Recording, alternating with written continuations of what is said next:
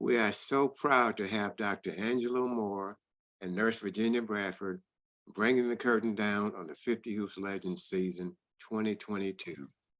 I'm sure this afternoon is going to be nothing short of a standing ovation. Dr. Moore, you're a very special person, and to our partnership with Duke Cancer Institute.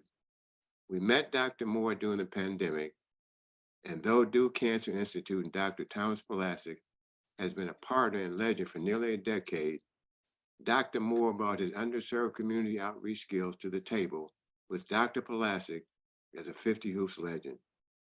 Dr. Moore has an outstanding biography, and you can look it up in the December program and also at our website, 50hoopslegends.com.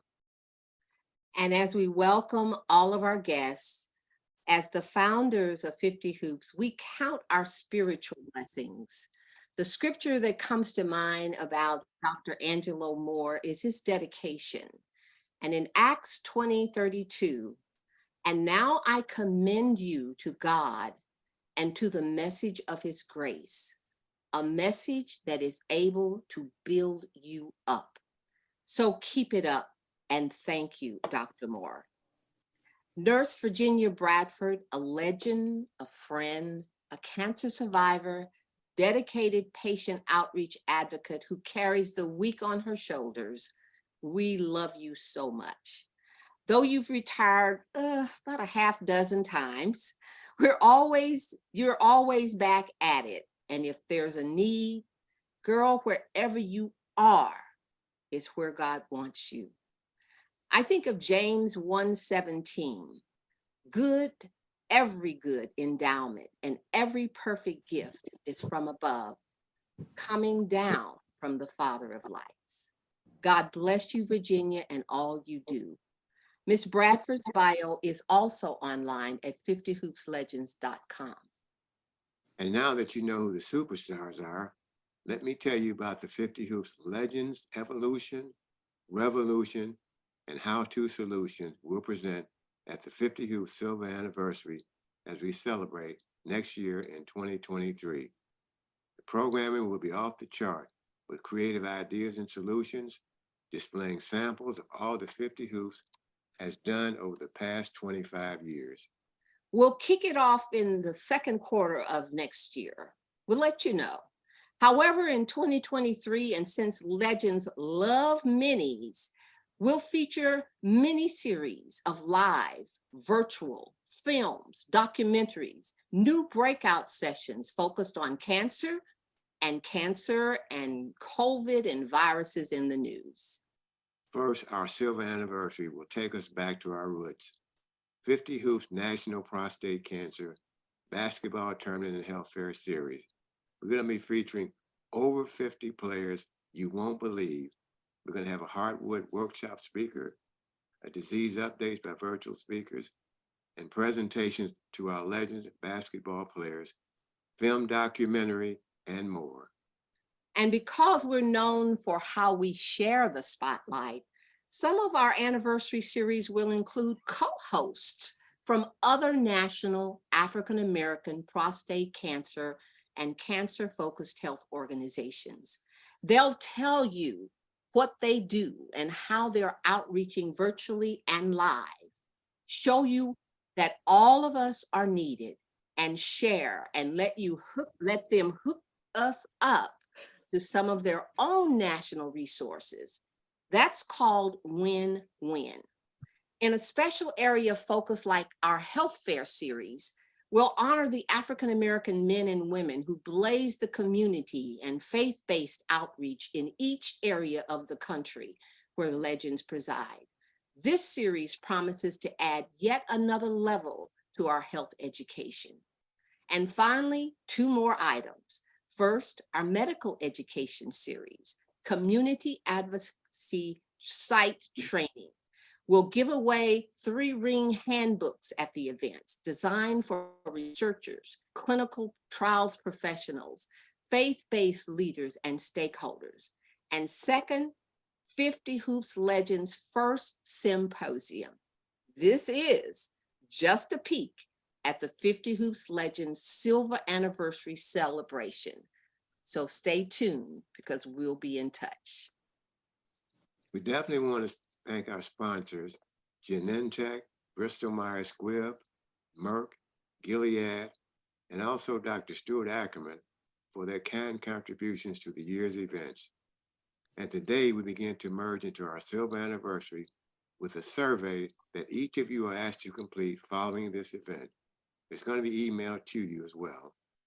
It's a national survey and first collaboration between Duke Cancer Institute, Finn, and 50 Hoops. So be sure to complete and return quickly when you receive it, and it will only be about 10 questions.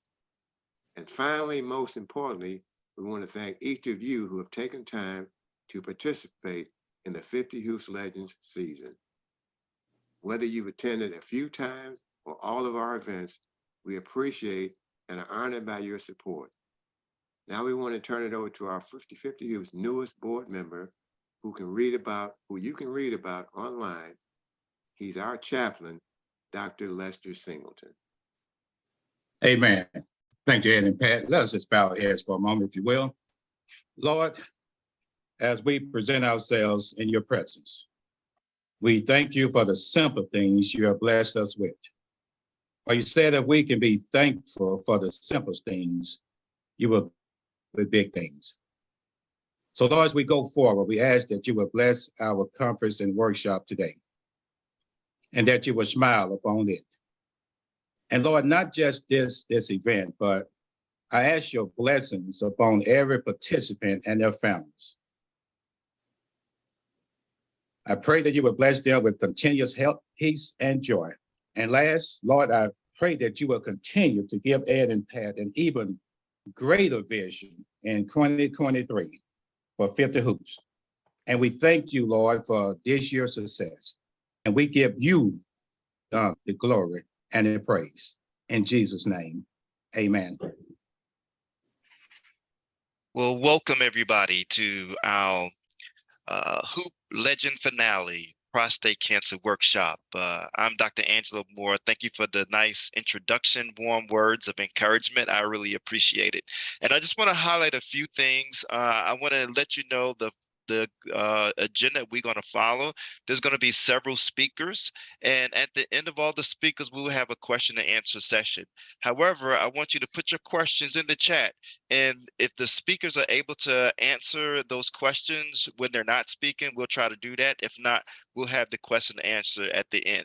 I want to also emphasize the fact that we want you to complete the survey.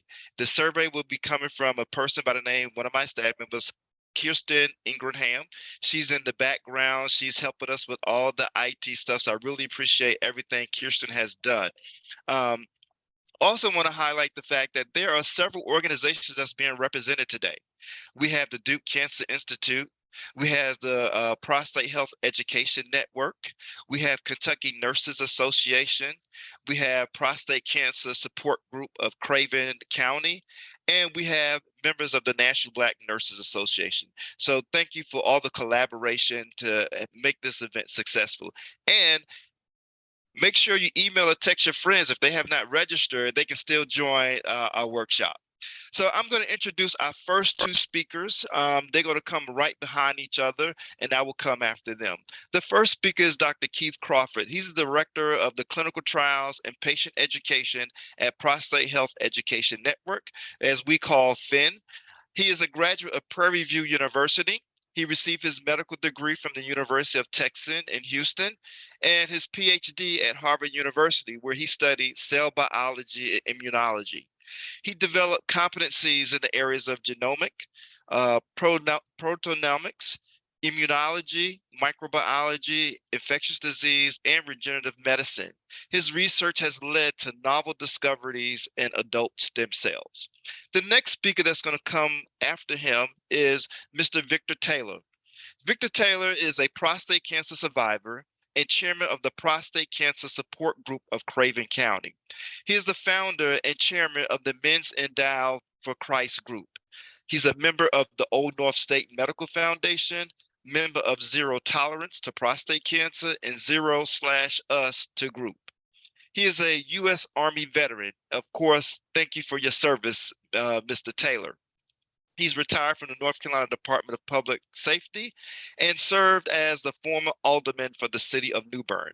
He has received numerous awards and recognitions for all the service that he does within his communities. His goal is to ensure no man has to die from prostate cancer by educating them on the importance of early screening and detection. His motto is, "You can survive." So at this time, I'm gonna turn it over to Dr. Crawford. Again, good afternoon, everyone. I'm very, very happy to be here today. I'm just happy that every time we have an opportunity to get together, congregate, and discuss problems, and then have solutions to the problems after the discussion. If we're not doing it, the question is, who will do it? So today, I want to talk about prostate cancer. And I'll share my slides. Can everyone see? Yes. Okay. So when we talk about prostate cancer, we want to talk first about prostate health, and we want to give you an update. Our objective is not just to point the finger at people, it's also to bring solutions to a problem that plagues Black America and Black men in America.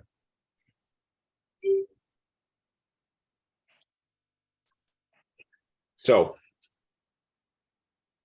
PHIN's mission, this is the largest African-American organization when it comes to advocacy efforts for Black men waging a war against prostate cancer. There's a disparity that exists with Black men, and there's a war that all men with prostate cancer they're fighting. Our tools and what we do is close the gap, but also to benefit all men on their prostate cancer journey. To let you know, PHIN was founded in 2003, so about 19 years ago, by an African-American man who is a 22-year prostate cancer survivor. So through his journeys, he was able to document it, write literature, create tools, identify new methods about reaching out into the Black community, African-American community in the United States, Caribbean, and also in Canada to help guide people along their journey.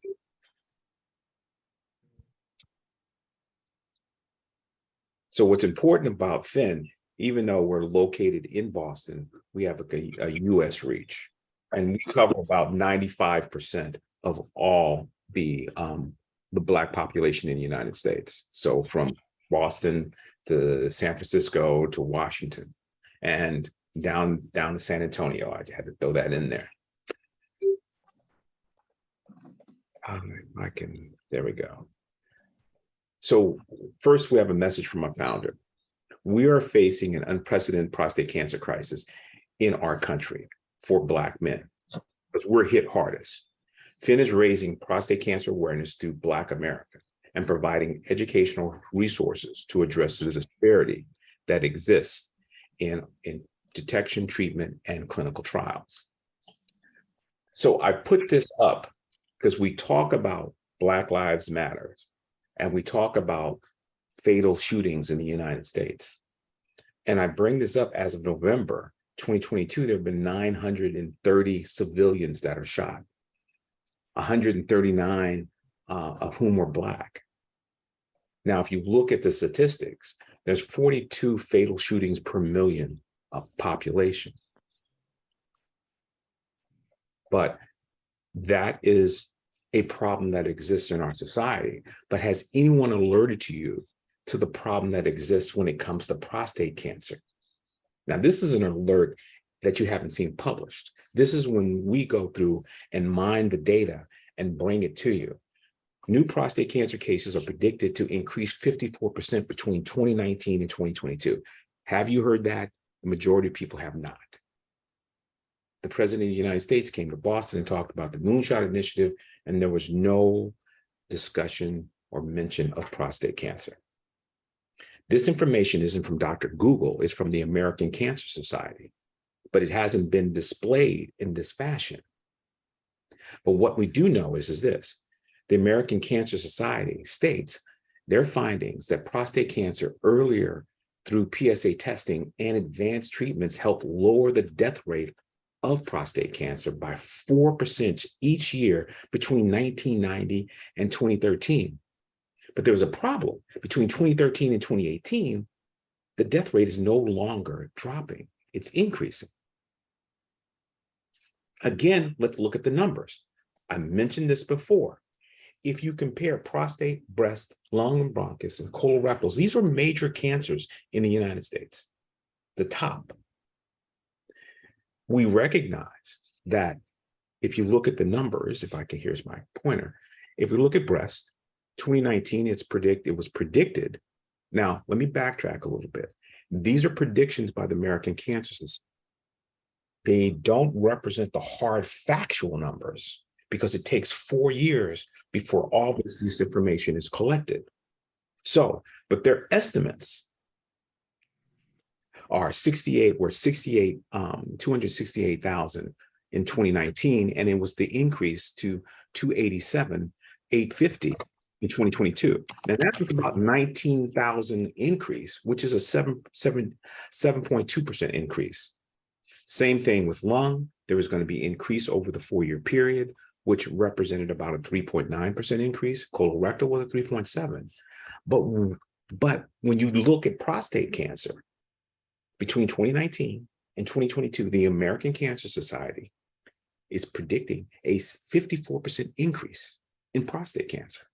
And we don't know why. It hasn't been mentioned and hasn't been discussed. And let me explain. This increase has nothing to do with the lack of delay in screening, delay in detection, the delay in treatment due to COVID.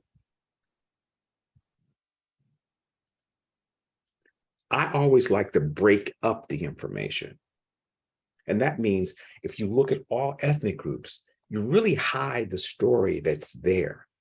So if you look at all ethnic groups, between 2003 to 2018, there may be a 5% increase in prostate cancer. But if you separate and look at Caucasians and African Americans and other ethnic groups, you'll find that the Black population, the cancer is increasing at a higher rate.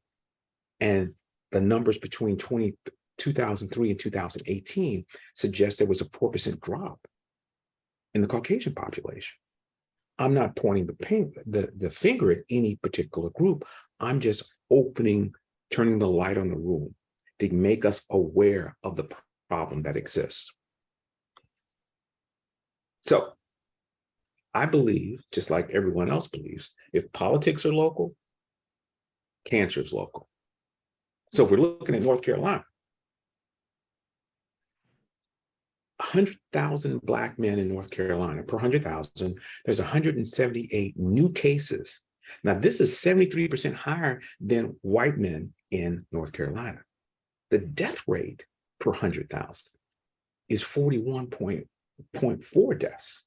This is 2.5 times higher than that of white males in North Carolina. The national average is even higher than the national average. That's 164 new cases for Black men compared to the 108 for white men, and the 37 deaths for Black men nationally versus the 19. What do you see here? This is the largest racial disparity in your state, in North Carolina, and in the United States. Again, all we're doing is turning the light on the room so we can recognize that this problem exists. But what do we know? Now, this is data that comes from, again, the CDC. This is not from Dr. Google. These are the reliable sources that are generated by the federal government, by the American Cancer Society, trusted resources. What they do say is this: early detection screening increases survival of newly diagnosed men. So when we think about this, local, it's in the prostate. Regional, it's around the prostate. And distant is what you heard, the stage 4 cancer is distant, metastatic, or away. And this table is just to show two things. Local and regional, your 10-year in yellow is above 95%. But the moment you detect the cancer at a later stage, at distant metastasis or stage 4, then your life expectancy drops significantly.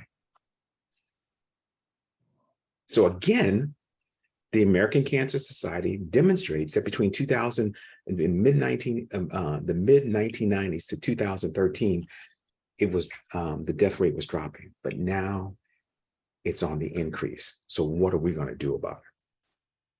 So what we elected to do is be very aggressive, because we knew from COVID what took place.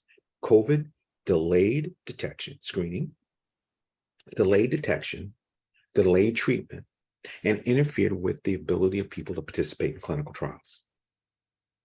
So there's a problem that exists. How do you address this problem? So our mission was, one, to make sure we educate as many men, as educate the Black community as best that we possibly can.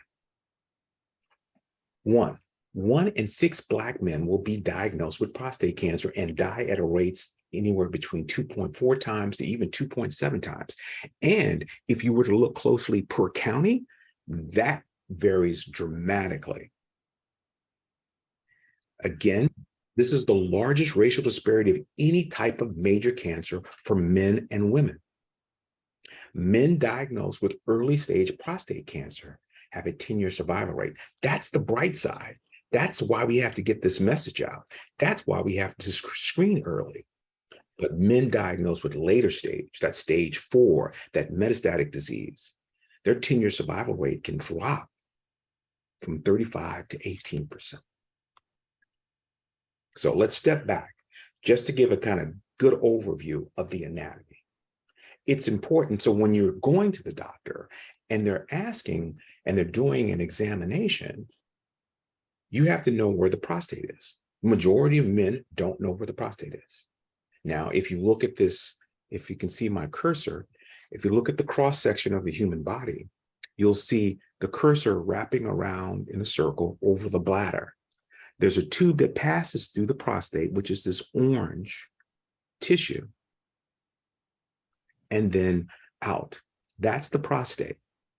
And so when you have a physical examination, the doctor is trying to feel the backside of the prostate.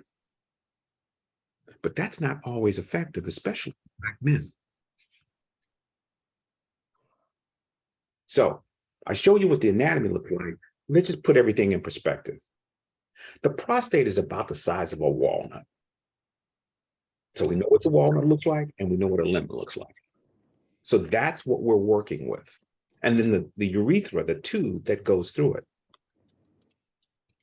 Now, when we start talking, you remember when I showed you earlier in the slide, I look at this picture that's blown up. You see the bladder on top of the prostate. You see the backside of the prostate. And that's where most doctors are trying to feel the surface to see if they feel some irregularities. But look at the front side. Do you know a lot of Black men, a high percentage of Black men have that cancer in the front portion, the anterior portion of the prostate. That's why screening with your PSA is very important as a start. So how is the prostate detected? I said it before. There's the prostate-specific antigen PSA test, and the digital rectal exam. So let me clarify. And a lot of people don't recognize, and you think it's like, oh, well, you know, we understand. I said, the digital rectal exam is not an electronic test. Digit in this case means your finger. And I make that statement because everyone has to understand what it really means. Because a lot of people think that you pick up my phone and somebody's going to take some photographs and do some kind of electronic. That's not the case. So I want to flag that because that's important. But I also want to flag this, that it's a blood test. When you're measuring the prostate-specific antigen, the PSA, it is a blood test. Also, I want to emphasize PSA or early detection screening should begin as early as 40. For the general population in 50, but for Black men and high-risk men and men with a family history, 40. Again, the PSA test measures a protein in the blood. It is a blood test that's FDA approved. Now, it's FDA approved to be used to look for early detection. They draw your blood, they send it to a lab. But it's important for everyone to understand it monitors prostate cancer, prostate health, not just focusing on cancer, because it can identify abnormalities with the prostate that have nothing to do with cancer. One of those is benign prostate hyperplasia, BPH, and everybody's heard of enlarged prostate. Now, I just want to make sure that everybody understands, if you have a large prostate, doesn't mean that you're going to have prostate cancer. Okay? So why should Black men be especially interested in early detection screening? Again, I say it. Now, this is interesting. I'm going to ask you, if you listen to people, you will hear, well, prostate cancer is the leading cause of cancer in men in the United States. Have you heard that prostate cancer is the leading cause of cancer in Black men? You probably haven't. But I'm telling you that right now. So it's right up front. All Black men are at high risk of being diagnosed and dying from prostate cancer. I will say it again. All Black men are at high risk of being diagnosed and dying from prostate cancer.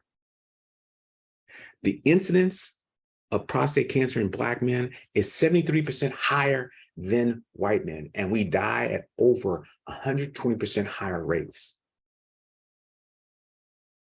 We die at over 120% higher rates. This is the largest racial disparity of any major cancer for men or women. But prostate cancer is curable if detected early. I said it before and I'll say it again. Prostate cancer 10-year survival rates, if you detect it early, above 95%. But if you detect it late, stage 4, metastatic disease, distant disease, then it drops down to around 18%. At what stage should Black men begin testing? I'm saying it again. Begin testing at age 40. The blood test. Talk with your doctor about prostate screening.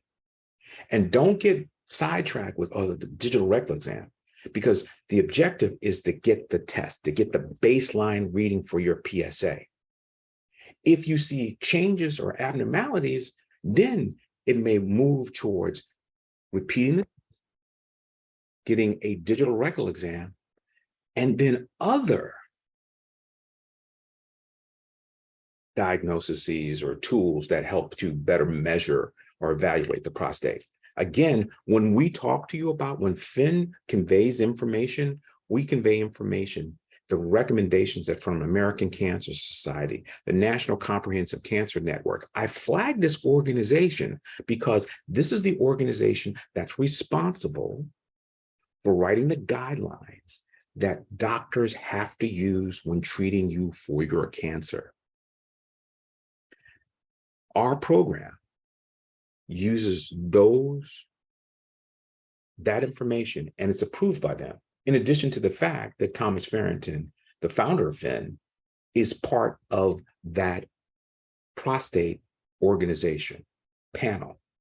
So we're constantly seeing what information is coming down the pipeline and pushing so that we can make sure that Black men are screened early. So what's the take-home message here?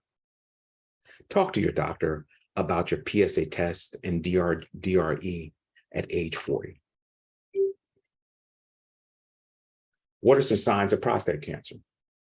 A weak or interrupted or stop and go flow of urine, a sudden urge to urinate or frequent urination, especially at night, trouble starting the flow of urine, and trouble emptying your bladder completely. You can have pain and burning when you urinate. You could have back, hip, and pelvis pain that doesn't really go away. And just think about it.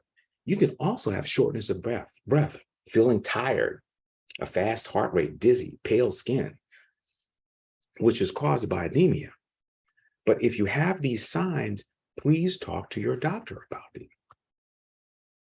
Again, these are our guidances as it relates to prostate cancer screening. Baseline PSA testing for African American and other high risk for men for prostate cancer, beginning at age 40. This is consistent with the National Comprehensive Cancer Network, NCCN, the AUA, the American Cancer Society, and United States Preventive Services Task Force. But we also concentrate and collect all this information on finpsa.com. So we keep everything simple, Fin, P-H-E-N, and PSA.com. Everything that you need. It's not an app. You just type it in. So if you're sitting at your doctor's office, just walk in, type it in, and you can have that discussion. PSA testing should not be considered on its own. Now, this is important, and this is what the new approach to monitoring for prostate cancer, because there are other tests like an MRI or genetic testing. Now, we do have a program where we have free genetic testing that you can sign up for at Fin. Now, also, prostate cancer diagnosis must be viewed separately from the possible treatment of prostate cancer. And again, to help you better understand it, we created FinPath. But it's important to note, African-American men, Black men, men with a family history of prostate cancer, Vietnam veterans exposed to Agent Orange are deemed at high risk for prostate cancer. Okay. So early detection saves lives.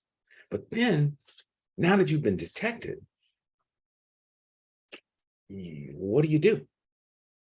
Because when you hear you have cancer, I want people to understand this. I want people to understand that when you're told you have cancer, it's not like on TV or you have 6 months to live. No, we are put together with other organizations, the tools to help you on your journey. So you're not lost, you're not confused, you're not unsure, unclear, perplexed, disoriented, bewildered on your journey. So we created, and I mentioned before, FinPath, because that helps bring clarity.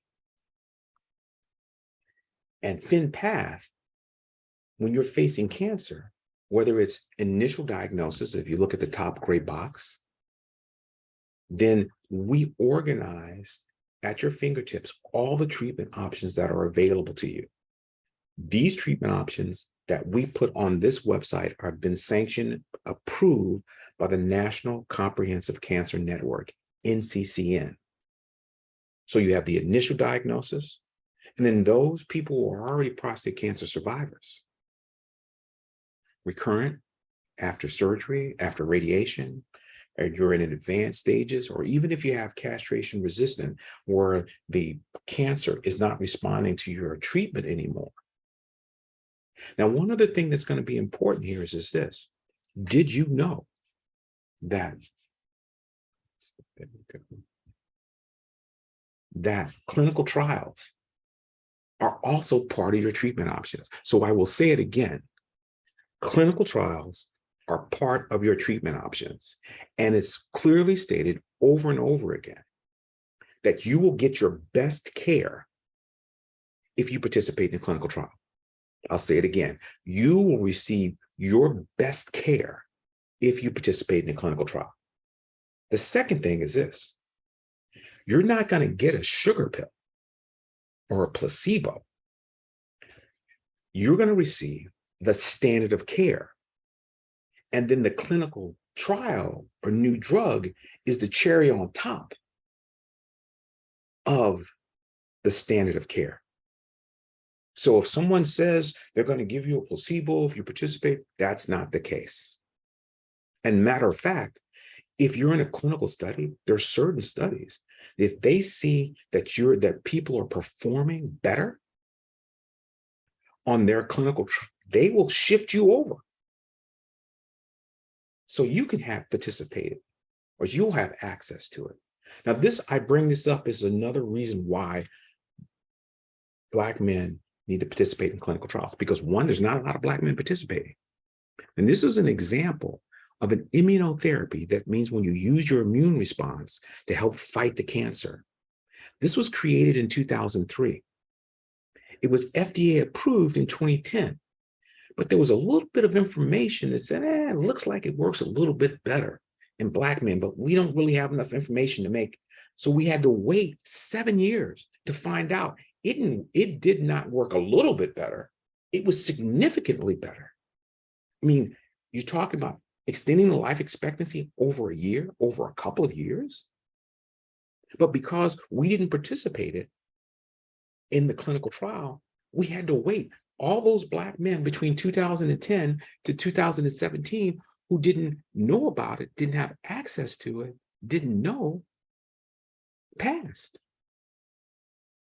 Now we know we have members who had metastatic disease. You remember what I told you about that 18% if you had metastatic disease, participated in the clinical trial, and they're 12 years out. They're past the 10-year mark. I'm not saying that this is for everybody, but that's why it's important to participate in the clinical trial. So now you have all the information about what treatment options are available, participating in the clinical trial. And why is this important? Because they're asking the patient today to participate in the decision-making process. Now, the doctor recommends to the patient, and depending on the patient's knowledge and understanding of the treatment, available. So that means the Black patient, the caregivers, the family, the community needs to understand what's available. And everybody needs to understand and learn. So again, remember finpath.com, it's easy. So let's look at the key takeaways. Again, you probably never heard it this way, but I'm saying it this way. Prostate cancer is a leading cause of cancer in Black men. Hands down, period. Black men and high-risk men should begin early detection screening at age 40. Prostate-specific antigen is used to monitor prostate health, and it is just a blood test. It is important to detect prostate cancer early because the 10-year expectancy is longer, over 95% if the cancer is found localized in the prostate. The other point here is more treatment options are available to those diagnosed early. Some more takeaways. When choosing a treatment option, it is important to consider clinical trials because one gets the better care in a clinical trial, in clinical trials.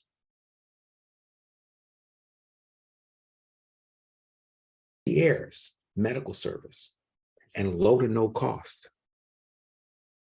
And it's clearly not me stating it, it's published in the literature that Black men will get better treatment, better care in a clinical trial.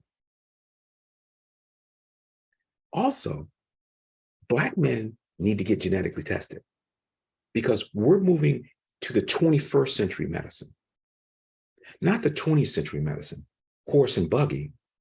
We're in a Tesla medicine space. And that is, they need to know your genetic information because they're creating drugs and therapies that are based upon your genetic makeup. Do you know about BRCA1, BRCA2 genes? BRCA, BRCA, breast cancer 1 and 2. The gene may be found in women, but it also can be found in men.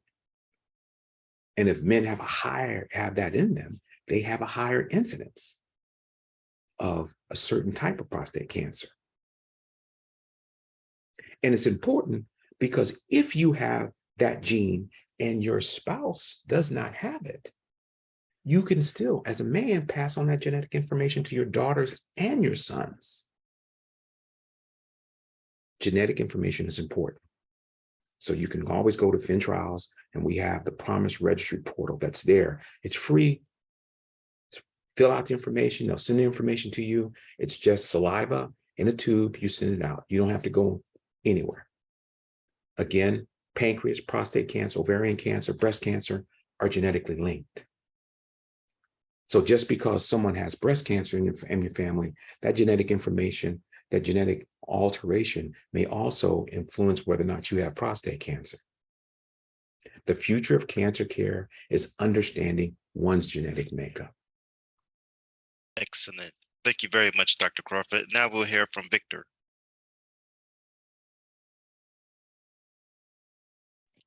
Yes, good evening, everyone.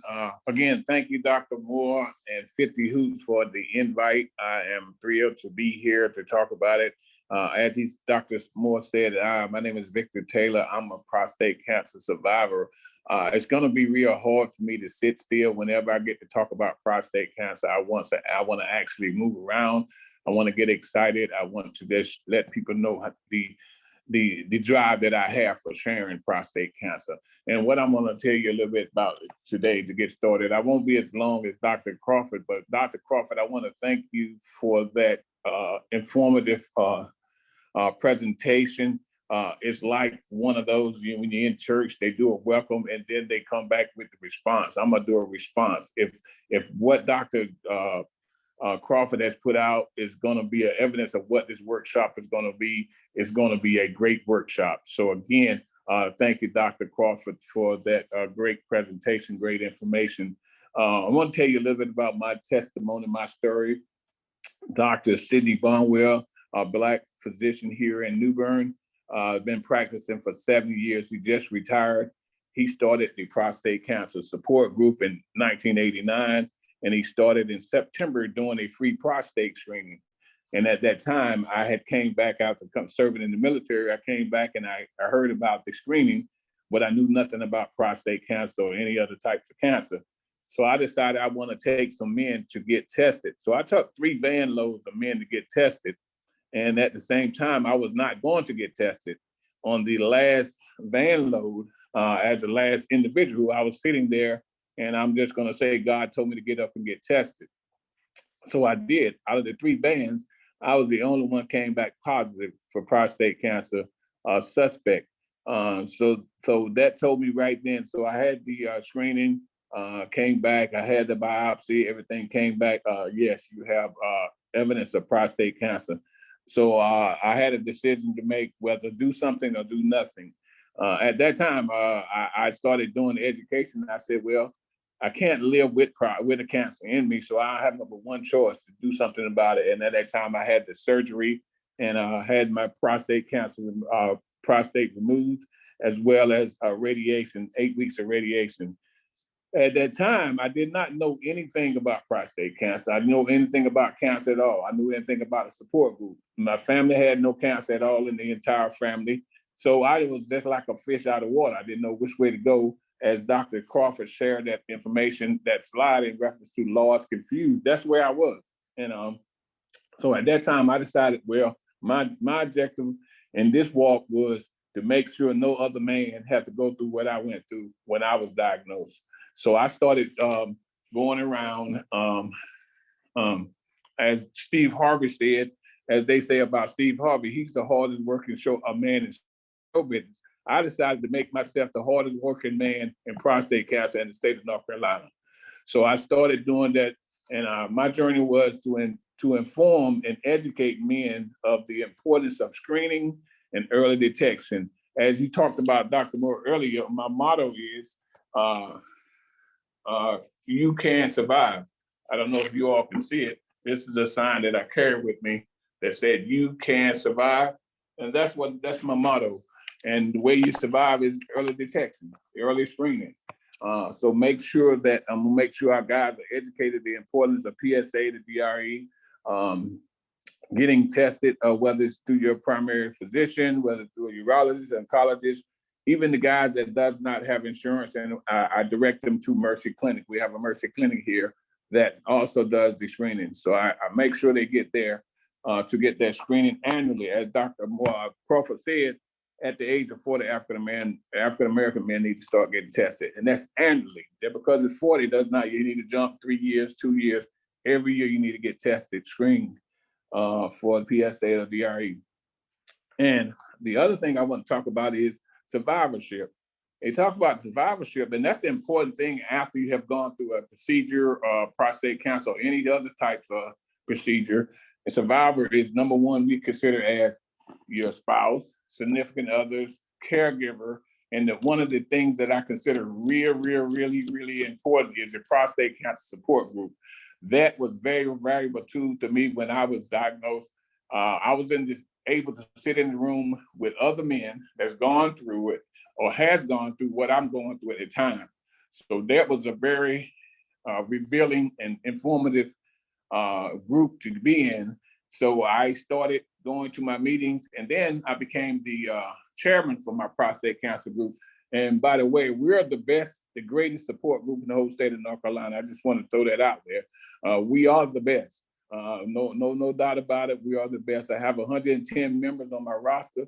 About 30 to 35 shows up every meeting. And during COVID, we still had 20 to 25 men show up in person because they were hungry. They was coming to get that information. And what I come up with is you got to recruit them, you got to educate them, and you got to retain them. And you got to keep them there. So I wanted to share that with you. And out of the 100 counties, the state of North Carolina has 100 counties. And I vow that at least 50 counties in the state of North Carolina should and will have a support group. It's very valuable tool to have. So right now I am currently at Vidant, which is called, used to be Vidant. It's helping them start a support group. And then I'm on my way to Lee County, Sanford, to start one for them. And my next target area is Tarboro and Edgecombe County. I want to get this support group going, up and going. If they don't have one, I want to help them start one. If they have one, I want to revitalize theirs and get theirs started, because support groups are valuable tools to have when they're going through a procedure of that magnitude. The last thing I want to talk about is prostate cancer. Some are conferences, seminars, and workshops just as this.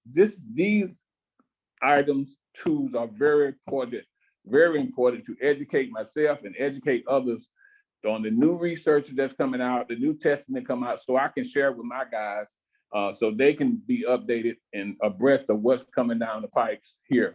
So again, the conferences are great, the seminars are great, and Finn and 50 Hoops, this workshop is awesome and outstanding. So this has been very important to me. And as I'm gonna close is, my takeaway is early detection saves lives, and you can survive by getting screened early detection. So again, Dr. Moore, 50 Hoops, and everybody on the panel, thank you for allowing me to speak. Like I said, I'm gonna cut it short, but I can actually talk on prostate cancer. I normally have sweatsuit on, shorts on, because I do cartwheels. I come in running, I come in excited. They think I'm crazy, but I'm crazy for prostate cancer awareness. I love talking about it. I actually speak all over the United States on prostate cancer awareness.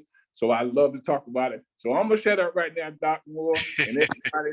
So any questions, please by all means ask them, but I will travel. If I have gas, I have car, I will travel, and I have both of them. So again, thank you very much. I want to talk to you about this project. We did a quality improvement project. Dr. Crawford in office, we worked on this. So hopefully it'll bring kind of all this together, what Victor talked about, what Dr. Crawford talked about. And so I'm just going to highlight a couple of things. For this project, our office, we looked at African-American men with the PSA greater than 10. African-American men with the PSA greater than 10. And part of this was a huge education round for them. Just like Victor indicated, he didn't know anything about prostate. And so Finn have some excellent tools. Dr. Crawford talked about Dr. PSA, and then he talked about the clinical pathways. And so we provided the education to the men. So I'm just going to go over this quickly. So, this is the method that we use. We identified these men, and we actually provide them resources. We have a patient navigation services. My staff, patient navigators, did an excellent job. And and this project only lasted for about 6 months, and so I know this is really busy, but I want you to see the intricacies of what we did. Once we had the individuals identified, we actually contacted them. We explained to them why we was contacting them, because they wasn't our patients. And the reason why we did this project, because a lot of African-American men had elevated PSAs. However, they was not reaching a urologist to get a follow-up and workup to see if it was actually prostate cancer. So they're being lost to service. So we actually had a significant impact in this. And so when we talked to them, we shared all the resources with Finn. And one of the things that we found out was, Dr. Crawford talked about the program, it was electronic, but some men did not feel comfortable with technology. And so through this project, Dr. Crawford was able to develop a trifold so people could read and see that. And so we talked about their barriers. We helped them overcome barriers. Not everybody wanted to come to Duke to get their care, but we made sure they went somewhere where they could get a follow-up. And so I'll go to the next slide just to highlight. 25 men came through this program that was referred to us. Out of the 25 men who came, 23 of them accepted our patient navigation services. And the PSA ranged from 10.55 to 101.61. So Dr. Crawford talked about it may necessarily be prostate cancer. It could be something else that could be driving that number up. The individuals out of the 23 men that we navigated, 15 of them was diagnosed with cancer. That is significant. And throughout this process, we identified there are a lot of things that impacted the men. Transportation was a barrier. Not trusting the healthcare system or their provider was a barrier. The ability to schedule appointments was a barrier. The health literacy was an issue as well. Men just didn't understand the terminology or the information that they was given. Some of the patients felt very uncomfortable talking to my navigators because they was all females. And so then they referred them to me. Men like to talk to men, so it's really important to make sure we have diversity of staff as well. And we talked about the digital divide. There was men that, they just weren't able to get with the technology, even impacted their ability to follow up with appointments. A lot of systems, everything is done digitally. They expect them to read it, but some men just don't do that. And also, social support system was very helpful. And Victor talked about how important it is to have a social support system. There are some men, we had to talk to their social support person to get them through the process. And we think about talk about support.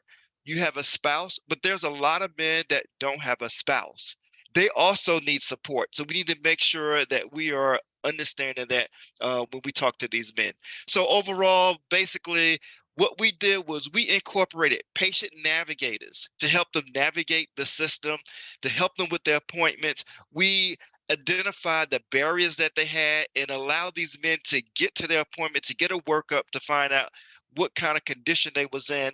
We noticed that they needed education, because when they come in for their appointment, prostate cancer is just one of those things. You got an elevated PSA level, but it's not an intentional conversation to talk to them about what does the PSA level mean and what are the next steps moving forward. And actually, we was able to shorten their time from when they had an elevated PSA to when they was diagnosed with cancer, so they could shorten the time that they would go into treatment. So I just wanted to highlight that. Hopefully that put that together. And at this time, I'm going to turn it over to Virginia. So much. I have learned so much. Thank you, Dr. Crawford. Thank you to Mr. Taylor, and also to you, Dr. Moore. This is just fantastic. Not going to take long, but I do want to just thank our next speaker. She's a good friend, colleague, and never says no when I call on her. Delano Mason currently serves as the Chief Executive Officer for the Kentucky Nurses Association. And with 27 years of service, Delano achieved the rank of captain in the United States Navy. And so we really thank her for her service to our company. And and she is also the Vice President of the Leadership Council Executive Committee and Sigma Theta Chi. I'm not going to do any more. You can read her bio, which is on our site as well. And I'm going to turn it over to Delano. Thank you. Thank you all. I am very excited about being with 50 Hoops, and I learned a lot as well. I have 3 men who are in my immediate family, all diagnosed with prostate cancer. I wish I had heard this before I had to deal with that with them. It would have been inspirational, and I would have had a better language to communicate with them to help them to make the right decisions, which ultimately, as their nurse, they made the right decision. So I am going to take a few minutes and talk a little bit about my opportunity to address social justice, as well as COVID-19 and what the Kentucky Nurses Association was able to accomplish. First of all, I live in Louisville, Kentucky. However, as the CEO for the entire state for 90,000 nurses. The Kentucky Nurses Association has been around since 1906, and we've had responsibility for addressing social justice and how we work with our communities and how we treat our communities. And so Virginia asked me if I would take a few minutes to talk to you a little bit about what we were able to accomplish during COVID-19. So may I share my screen? So when COVID hit the country, we had a governor who took control, and he declared a state of emergency on March 6th. But then we had a murder in Louisville, Kentucky. Breonna Taylor was murdered. And then George Floyd was murdered. And so the Kentucky Nurses Association said, you know what? We don't have the luxury to do nothing. We need to address COVID, and we need to address the social justice aspect and the racism that could potentially harm more people of color if we don't get involved. And so we wrote an op-ed with a plan in it of what the Kentucky Nurses Association would do. Our mayor of Louisville decided, oh my goodness, these nurses are, they're out there, they're wanting to be involved. We need to have them on the task force. The importance of being on the task force means that we got a vote in how to begin to do the testing and where we would do vaccinations. And there were 2 nurses on the committee out of 46. Majority of them were physicians, and we had 1 African-American nurse. And I'll leave that to your imagination who that was. And so we told the nurses in the community that we wanted people to get out and vote for legislators that would support social justice issues. We also volunteered to be on the forefront of developing training for nurses that would address racial disparities and social justice issues. We said that we would develop and implement cultural competency and bias training and disparity education in every Kentucky nursing school curriculum. And we told them we would develop that curriculum for them for free if we could just get people to use it. We also said that we would promote recruitment and retention of African-American nurses and other nurses of color to serve on boards and commissions and in leadership positions. And so we also said we would do mentoring of nurses of color in nursing programs. So with all of that, you would think we would have our hands full. Not true. We still had room to address more of the COVID issues. At the time that COVID was identified, there really wasn't anything, we didn't have a vaccine yet. So we began with testing. We also could see that nurses were getting tired and they were getting burned out. So we developed a program called Kentucky Nurses Helping Nurses as a mental health refuge for those nurses. We also, there was no PPE. So we worked with Ford and our speed school to develop face shields. And so we put those together with instructions on how they could keep them clean and how they could retain them.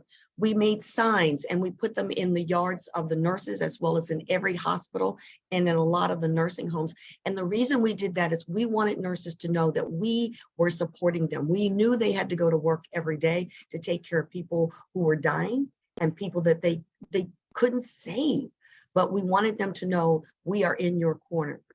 with Ford and the speed school, every day when we picked up the face shields, they would have notes in there thanking us for getting out there and supporting the community. We also did a apricot ribbon campaign, which apricot is the color for academic nursing. And we took those ribbons all over the state. So here's the thing. We have ribbons, we have signs, we have face shields, and then we had distillers. You guys know that Kentucky is known for being the bourbon capital of, right? So our distillers, I mean, they weren't selling a lot of bourbon at that time, but when they were making it, they would send the runoff to us, which was the hand sanitizer, and they sent us 350 gallons of hand sanitizer. Now, we couldn't deliver the hand sanitizer in the bourbon bottle, so we had to do something different. So we bought 15,000 bottles, small bottles of hand sanitizer. And importance of that is there was no hand sanitizer to buy. I mean, and so we wanted to make sure we had hand sanitizer for healthcare workers, primarily nurses, so they could carry it in their pockets, so they'd have it when they went home. So now we have face shields, we have signs, we have hand sanitizer, we have ribbons, and we are out there. Our volunteers traveled 7,000 miles throughout Kentucky, taking these things to our 90,000 nurses. And so I want to share this little video of that was, oh, sorry. Let me get back. Okay, I want to share this little video of how people thought of us. Time for war, baby. Got time for doubt, just believe. Yeah, ain't much difference between you and me. In a time for war, baby. In a world full of hate, be alive. When you do somebody wrong, make it right. Don't hide in the dark, you won't shine. In a world full of hate, be alive.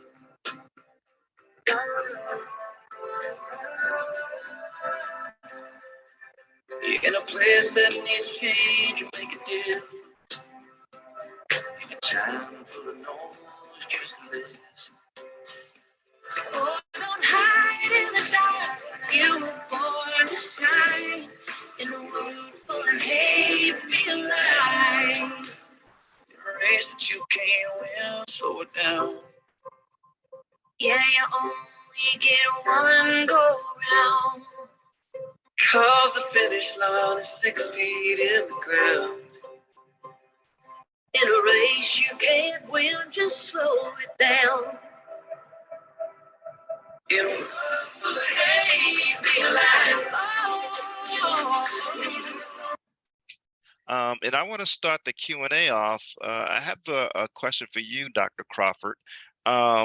If a Black man has an elevated PSA, what should be his next steps in his process? Well, his next steps in his process is one, they will repeat the PSA. They will also may expand it to do a digital rectal exam. But it's something that's very important. And this is what's novel and really kind of a shift in what people are doing is majority of times they're taking the PSA test and going straight to the biopsy. Now what they're asking people to do is get an MRI. Now, what this MRI does, it's the term is PIRADS. So, but when you hear it, you may not remember. But if men who are on or family members who will be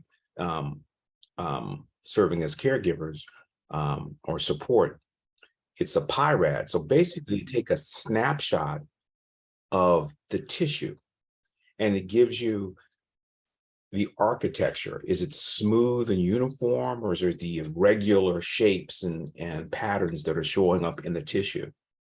Not only will it show what it looks like, but it also can help when they start talking about how to biopsy and where to biopsy.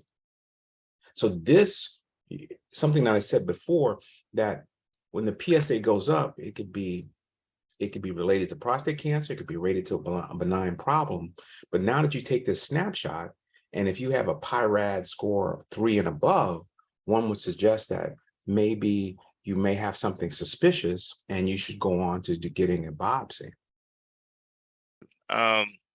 Virginia, did you have a project you want to talk about? One of the things that, just real quickly, that I wanted to say is that with with the Kentucky Nursing Association, and then with Kentucky African Americans Against Cancer, we were able to try to maintain during the pandemic the importance of getting screened. And so our mobile unit was out in the community as well, making sure women were getting screened for breast cancer. And just the importance of the resilient work of the nurses in this state. I think that we really made a difference. And I just wanted to share that quickly because we were navigating that pandemic or navigating the corona zone. And so, but I would love to hear more questions for Dr. Crawford because I'm learning a lot to bring back to my group, because I have right now 5 prostate cancer survivors that are part of my group. Thank you. Excellent. And Diane, your hand is raised. Yes, it's morning here in Oakland, California, but good morning, all you wonderful folks. Thank you, Dr. Crawford, for your presentation. I guess my piece, I worked in urology 8 years, and I took that information into a passionate role once my own grandfather had stage 3. It was too late. We couldn't do anything with my granddad, but I made it my own personal mission to get out there and do outreach for Black men. And on top of that, I was also a recruiter for UC Davis Health in clinical trials. So I kind of balance all of this health related with Black men to going back to what I do know is that we can't wait to get to the physician. We have to take our outreach to the community. And in doing that, I joined the Black Barbershop Project. And on Saturdays, I used to work at Kaiser Permanente, so I got the full 8 years of men's health, right? And so I took what I know, and I have no issue being in a barbershop with 2 sons. I'm comfortable talking to Black men, and I kind of like let them know, this might, the ED part of it got their attention, right? So I have no issue with the discussion, but I see that Black men are so fearful of just the trust, the transrectal ultrasound, the DRE, anything rectal related is such a deal with the Black men. I don't know what the fear associated with the rectum is, that they may be gay or whatever, but I try to bring down the fear associated with a elevated PSA means a lot of things. You guys are in denial. Sorry, guys, you guys are in denial that this may not, it may not work out for you. And we just got the stats from Dr. Crawford today, and I see why. What is it that we can do? I know Black Barbershop Project, you get a free haircut, but in return, you have to listen to a 10-minute PSA video. We did a finger prick, we did blood pressure checks, we did a lot of stuff. And I was pulling people in they're captive in the barbershop, right? We can't wait for them to get to their physician. It's just not how we have to go to them. I was wondering, what is it that we are doing as a community that we are so fearful of this whole process of knowing our own bodies? We have to know our numbers. We got that whole thing. But in clinical recruiting for clinical trials, I saw the same thing happen. People, even if we found a cure, I was in Alzheimer's research. So even if we found a cure, it may not be efficacious for because we don't have enough data related to it. So I guess I'm more passionate now that I'm 60 to see my peers still struggling with the whole idea that they got an elevated PSA, now what?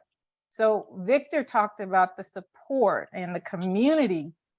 You need a good woman. That's what all I can tell you. You need a good support system in your life in order to be able to manage the fear you have as a Black man of continuing going to the doctor. I say all that to say there's still a lot of work to be done up here in the mindset of why we would be in such a denial about our own health. And I just wanted to drop a shout out to the Black Barbershop Project. It really helped me understand a lot about the fears, but in a captive way on Saturday mornings. You could see men all day, all on getting cut. They have a conversation, but it's not really directed in the way we should be directing. And I think there's a lot of space left for us to continue the conversation about men's health. But who is going to be the leader of that? Who's the driver? We haven't even got to the doctor. We haven't got to a PSA yet. We haven't even got to an evaluation until we lead a barbershop and somebody gave us a trifold or somebody helped us. So you brought up a key thing. First, men have a right to be afraid. If you look at breast cancer, you have a whole month where everybody acknowledges and supports the importance of breast cancer.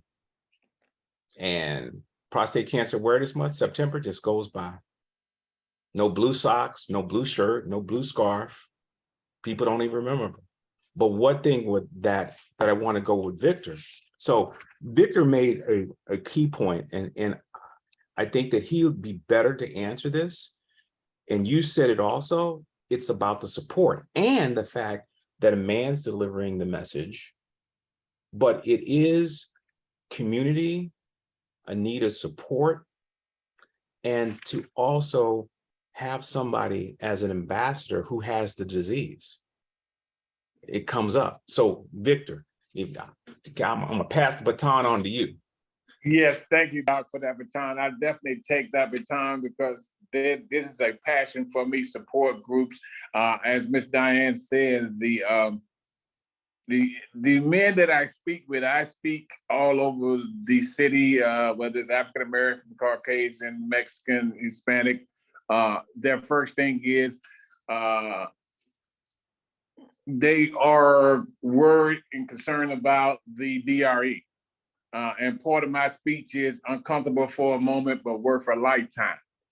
And they like what they mean. I said uncomfortable for a moment. He's not up there forever. He's doing his examination. He comes out, he say what he felt, and also I don't curve my conversation and I tell him it's not gonna make you gay at all. And it's only once a year.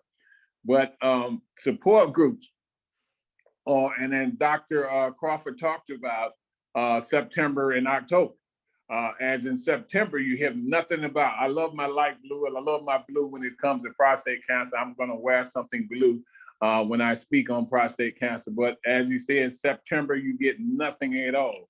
No bananas, no socks, no gloves, nothing of that sort. October the 1st, 12 o'clock at night, they sticking stickers on your bananas. They're sending postal stamps out. And I also got a picture here. No one's saying that this is a highway patrol vehicle in the state of North Carolina that's lit up with pink ribbons. And also the NFL. I'm just pulling it out. I'm one of those that's going to make a difference. These all of the NFL football teams and their ribbons, pink ribbons. Again, prostate cancer and breast cancer and all other cancers is very important. But we need to bring that prostate cancer to the forefront of a lot of people. A majority of the funding come from men for breast cancer. Yes, men can get breast cancer, a small number, but 100% of men can get prostate cancer, and there's no advertising, there's no televising. It's a song back in the days, televising, no televising. So we need it, and I'm going to continue to talk until it blue and purple in the face, because I want to make sure September is recognized just like October than any other month. But see, isn't that societal? So when society takes prostate cancer out of the basement and brings it up to the front, and then every Black man knows I don't have to have a digital rectal exam. All I have to do is take a blood test. A blood test. Yes. And it's free? Yes. And yeah, and like I said, I've got to the point that every September I'm actually getting together with the urologists, oncologists, radiologists, that we're doing free prostate screenings in the communities. Last one we did 125 men in a 3-hour time. That was a lot of men that got through there. But we do this every September. But you got to make it available to them. You got to get away from that transportation. Bring it to the community. If you got a van, take a van in the community, do the PSA, and go from there.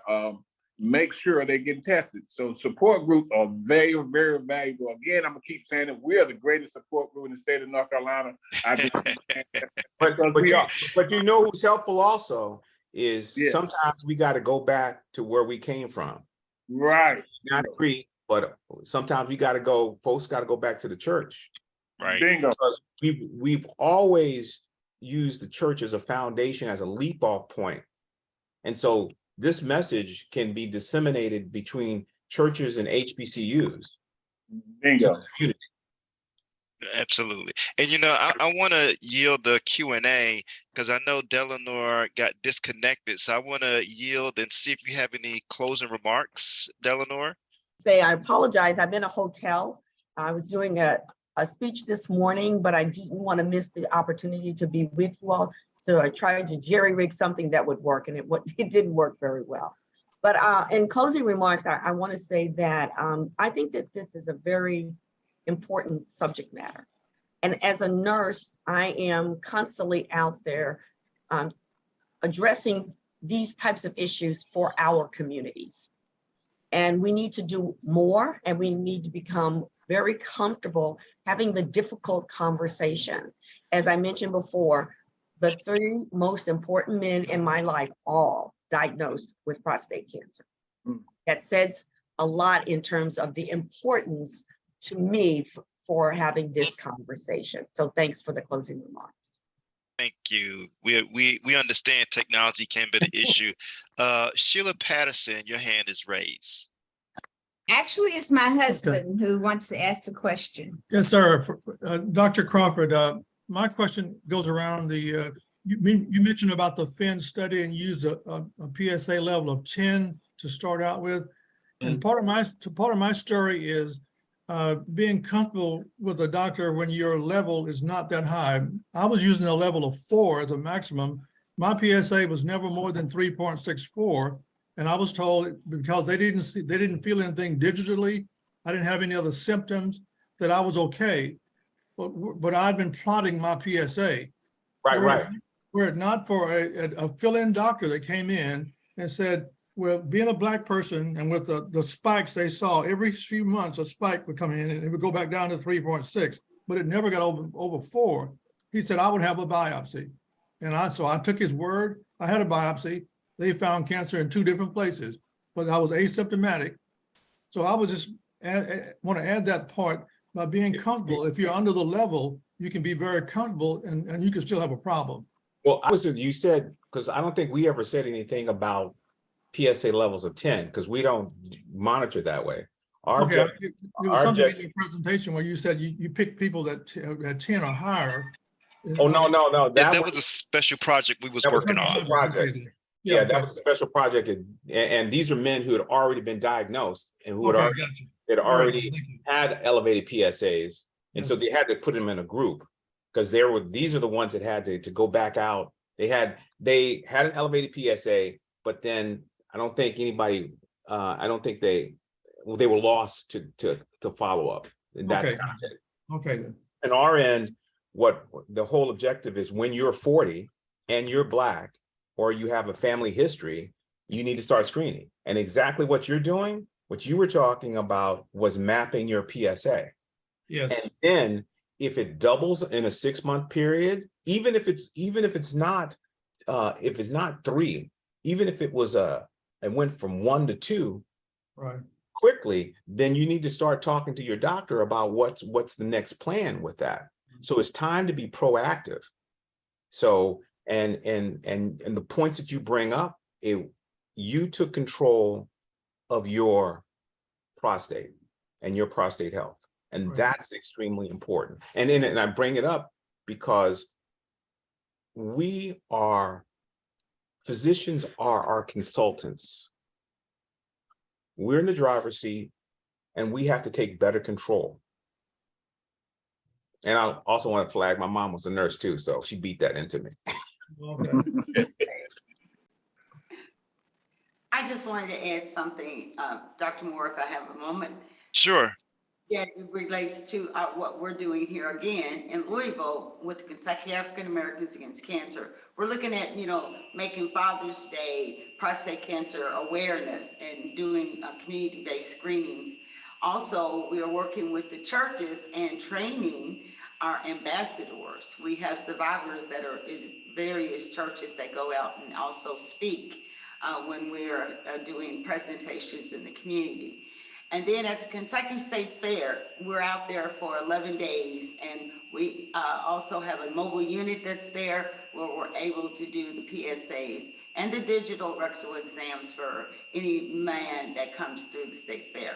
So we've really been putting more of a focus on, especially African-American men, making sure that we're getting that word out, making sure we're empowering them with the education and the knowledge about it, and then encouraging them to, make the difference in their life, be their own healthcare advocate. Excellent. And I want to highlight too, we know we've been in COVID and a lot of people have not had their screening. And for us, we do a men's health screening program every year. In 2019, we had 321 men. We wasn't able to do it in 2020 because of the COVID. We couldn't do it in 2021 because of the COVID, but we was able to do it in 2022. It logistically was very difficult, but we had to do it. And we got 181 men. And out of 181 men that we was able to see, we had 140 men that were that received PSAs.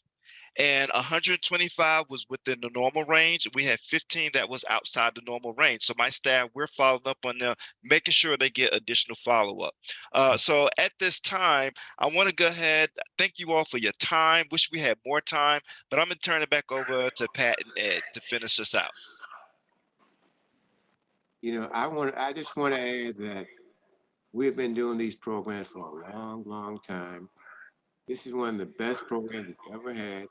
We want to thank Dr.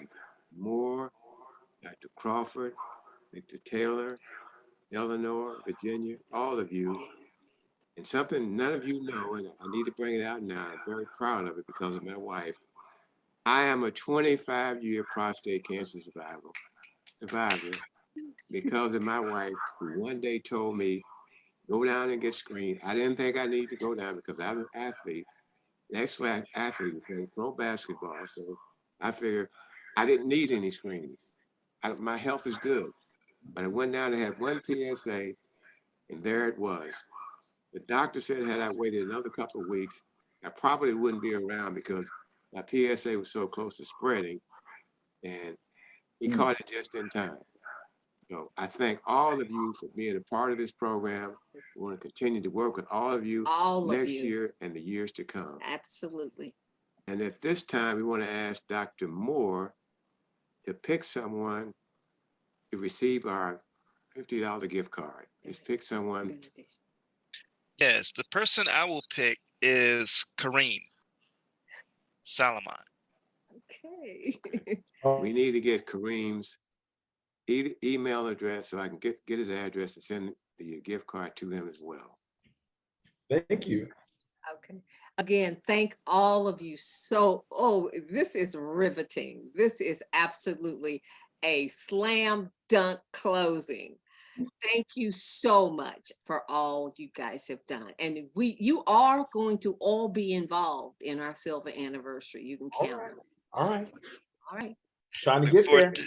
And I just want to emphasize, make sure you complete the survey that's going to be emailed out to you within the next couple of days. We appreciate it.